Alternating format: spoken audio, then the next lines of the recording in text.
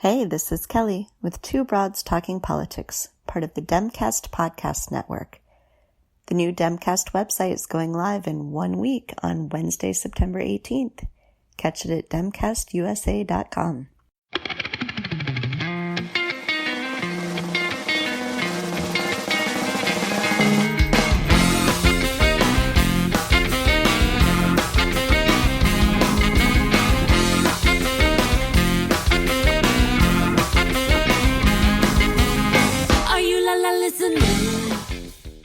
Hey everyone, this is Kelly with Two Broads Talking Politics, and joining me today is Frieda Edgette with the Courage to Run. Hi Frieda, how are you doing? I'm great. Thanks so much. It's fabulous to be back on Two Broads Talking Politics with you. It's been a little bit of time and a lot of activities happened, so I'm excited to catch up and share the latest.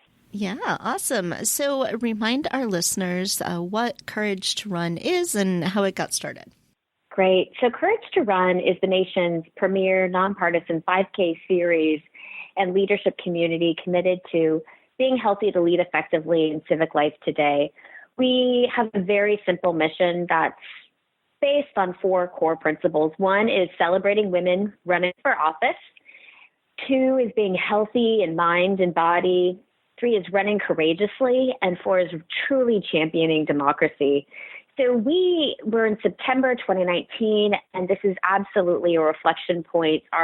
It will be 1 year from our first event last September in response to the record-breaking number of women that were filing to run for office, and a light bulb went off, noting the significance of the event itself, that democracy is a marathon, both physically, mentally, endurance-ly, and wanted to do something to truly empower and activate and celebrate these women for their courage to run. So in 3 short months last year, we organized the first Courage to Run 5K in Washington, D.C., which then very quickly evolved into a series of virtual or satellite runs taking place across the country simultaneously for candidates to participate in their own backyards.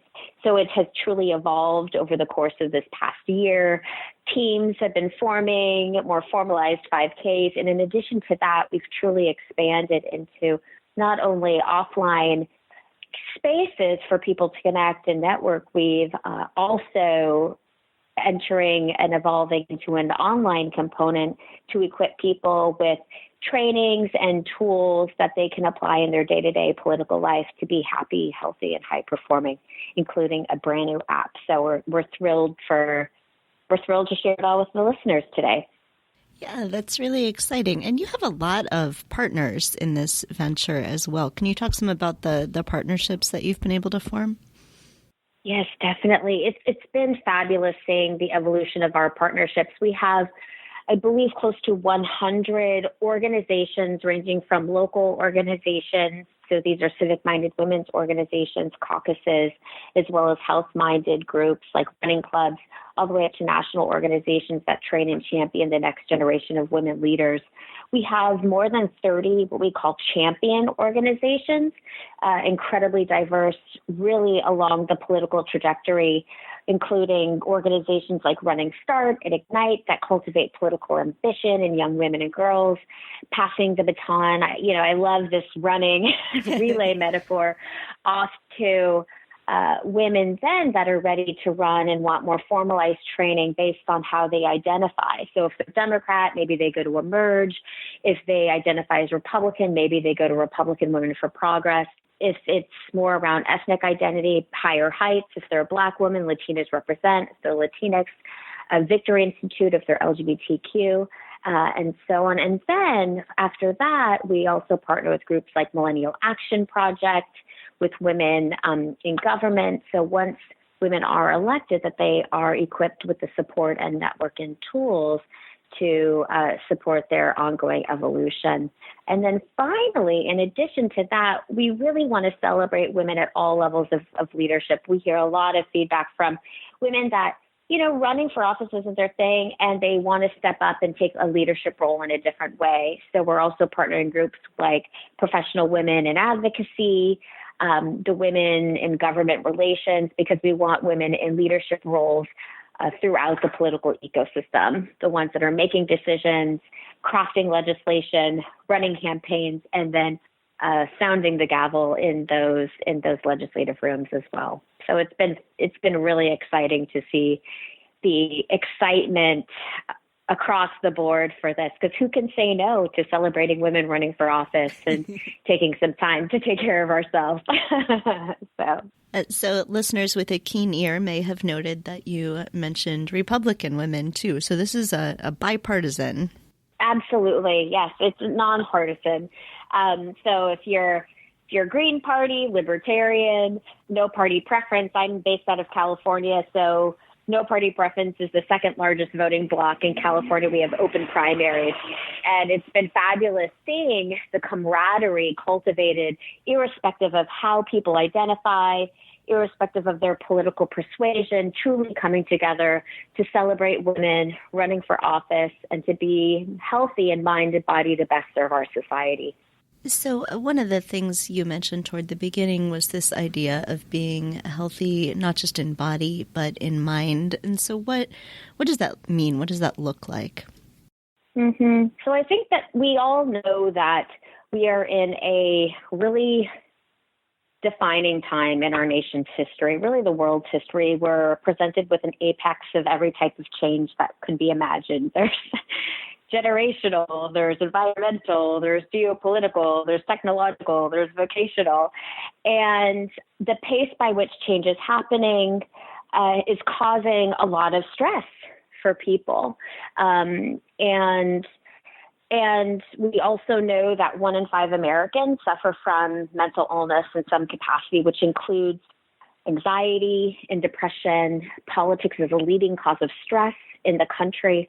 So if we are to address the significant issues that are marathon issues with no simple answers ahead of us, it's vitally important that we cultivate an elevated set of skills to ready our minds and ready our bodies for the road ahead. And so a lot of my personal work, both because of my personal story of being in recovery from a 15-year eating disorder, as well as my professional training in organizational psychology and teaching courses on neuropolitics, an underpinning of Courage to Run is also teaching people and equipping them with really easy evidence-based strategies, exercises that they can apply anywhere, anytime to really build their mental health. So these are activities that are largely based on mindfulness, wellness theory, authenticity, even elite athleticism, to make them higher performing and healthier in any environment that they're leading in. Yeah, I mean, I don't know about all of our listeners, but I certainly have noticed a high level of stress and anxiety among a lot of my friends lately. So I think we can all use a little bit of that mindfulness and sort of focus and thinking a little bit more clearly. Yeah, and it's a lot. It's one of those things where it's simple, but it's not easy. And that's one of the things that we're really striving to introduce to people with our new Courage to Run app, which is free to download. If you're an iOS user, just go to the Apple Store and you can search for Courage to Run and download it today. It's full of 25 on its first release Tabatas. We call them Tabatas, which in athletic training are quick, high-impact exercises that build strength and endurance, especially with repetition and over time. So one thing that we're trying to do is address the stress factor, because we know from a neurological perspective, from a physical perspective, when we're in a high state of stress, it literally gets us into tunnel vision. We can't hear as well. It impairs our memory. And our body is telling me like, get out of here, whether the threat is real or imagined. So that can even be getting a notification, and the buzzer on your text message can release what's called a stress hormone called cortisol or epinephrine into your body, which can disrupt a feeling of clarity or serenity. So what it is kind of dissolving a lot of the narratives that we tell ourselves in politics, or just, you don't even need to be in politics, just day-to-day life. We all wear a number of hats of, I don't have time. Well, you have 60 seconds to do a very focused breathing exercise that'll neutralize your nervous system. You don't even have a minute, just take 16 seconds. And so really giving people the how-to in very simple steps, as well as explaining the scientific backing of how come and why it works at calming your brain and neutralizing your body so you can pivot back into a place of power. And the truth is, we're post-Labor Day. I know the debates, the third Democratic debate is tomorrow. And those of us that are in politics and follow it very closely know that after Labor Day, it's like game on. So the intensity will just continue to elevate, and demands for attention will just amplify. So now is the time to take a moment to reset and start building up our mental and physical reserves to be as powerful as possible for the year ahead. So let's talk about being healthy physically too. Tell me about some of these events. You said there were not just the run that was in D.C., but there were things going on all over the country. What did some of those look like? Were most of them 5Ks? Were there other activities that people were doing? It's truly evolved into a choose-your-own adventure. This year was a big year of experimentation. We developed a whole toolkit and just responded to people's needs. And I will share that anyone that's interested in organizing a team or a women's canvas or a 5K, a large-scale 5K in your community for next year, the date has been set for April 25th and 26th of 2020. That's the fourth weekend of April, so we can really leverage and maximize momentum leading into the primaries. We're having a call for interested parties next Wednesday, September 18th. You can go to couragetorun.org and sign up to learn more and hear some amazingly inspirational success stories from the years past. And so with that out there, this past year, it's been really fascinating to watch. It's a quote unquote light year in terms of elections, yet there are some key municipal elections. Houston, Texas they've organized a 5K that is taking place next weekend, September 21st, in leading up to their election in November. And they have women that have the courage to run again, including MJ Hager, who's going to be speaking and participating, who is a congressional candidate who gained national recognition for a very powerful ad called Doors. She's a former military person and just a total badass. She ran for Congress, lost, and now she's running for Senate. And she's going to be there in addition to some congressional candidates and down ballot candidates. So they're really using it as an opportunity to build momentum. They're going to have a barbecue with true Texas flair.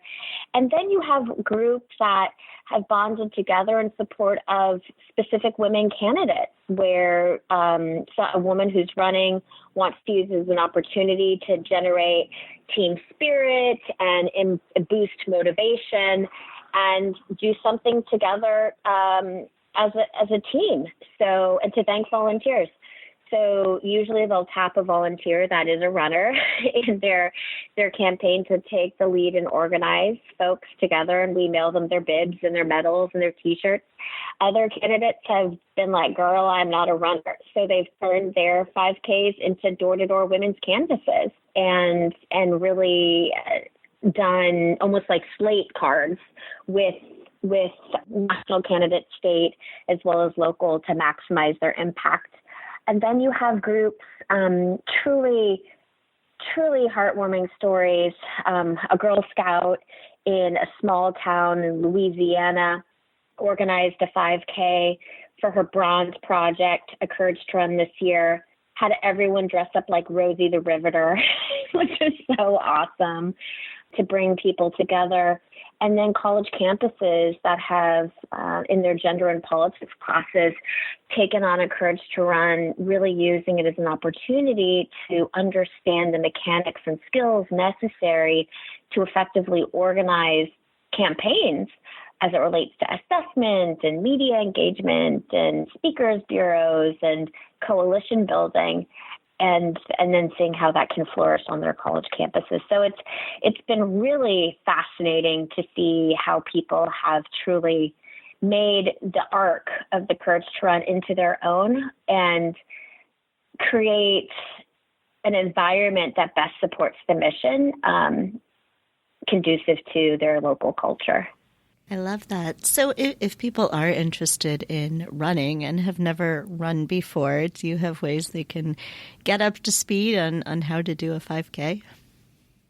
Oh, I didn't. I was kept listening, Kelly. I'm like, are you going to talk about running for office or running, physically running? Physically running, 5Ks. Yeah, physically running. That's one thing that we will definitely roll out in the new year is we have our 5K training plan that's more about the mental game that we talked about earlier in terms of mental and leadership health. And it's about time that we roll out a training plan. The key thing, just like with the leadership hacks, is and any type of long-term endurance training. And this applies to big aspirational goals that you have for yourself personally or professionally. It's all about incremental, realistic, achievable goal setting. So actually in our 5K plan, I forgot about this. If you go to couragetorun.org, you can scroll down and we do have our 5K training plan, which does include physical training and a 5-week progressive schedule to get 5K ready. So I think we'll update that and add a couple other fun things like circuits or I don't know, like add push-ups or something, versus just walking and running, which is at its current state, to get you in the zone. And never forget that canvassing and all those stairs and things that you walk are absolutely count as well, because that is getting your body moving. So you have ways that people can look for events that are going on around them, but what if they want to plan an event? Mm-hmm. So welcome. We would love for you to join us and plan an event. Definitely join our call next week on September 18th. Go to couragetorun.org and click on events. You can RSVP. It's a free information call where we're going to be rolling out the how-tos of organizing a Courage to Run in your community, both large and small, and hearing from some past speakers, including the team in San Francisco, which had they had over a dozen elected officials supporting and 8 women that were physically running. A lot of them brought their kids and had a civic fair and really built it out in terms of partnerships. Congresswoman Chrissy Houlihan's district, Chester County, will be presenting, which went from last year when it was her first run in Congress as just a team activation into a larger event. And next year they're going to turn it into a timed race. And then the Wyoming women, that started out as a team of Republican women, Democratic women running together and have since partnered with an organization called Girls Actively Participating. So bringing young adolescent girls into City Hall to model different careers in public service. So really, again, choosing your own adventure. You can learn about what options are available and how to get involved. So definitely join that call. And if you aren't able, just shoot us an email at yes@couragetorun.org. We'll set up a time to talk, equip you with our really, really thorough toolkit, and then sync you into a national network of community captains. So you can share best practices, ask questions and stories, and create a truly empowering and inspiring event for April of next year. So I believe I know the answer to this, but men can run in these events too, right? Oh, heck yeah. Yeah. Yeah, we, some of our biggest proponents in communities have been men 100%. So no matter who you are and how you identify, and that includes physical capability as well, are absolutely encouraged and welcome to participate at a level and a way that feels right for you. Excellent. Are there other things that you would like to make sure that we talk about? I think those are the main things. I would just say that for everyone who's listening, just be sure every day to take a deep breath, take moments to just look around you, get present, connect with what you love and what drives you, the motivating reason why you're involved and actively involved in the political process each day. And thank yourself for showing up day after day, time and time again, because that's what civic activism is about. You know, it's about leveraging our unique source of power, which is our ability to contribute to the world. So I just want to thank each of you for doing what you do and listening in and voting and supporting women running for office and doing, those little things that are creating a more humane, connected, and sustainable society.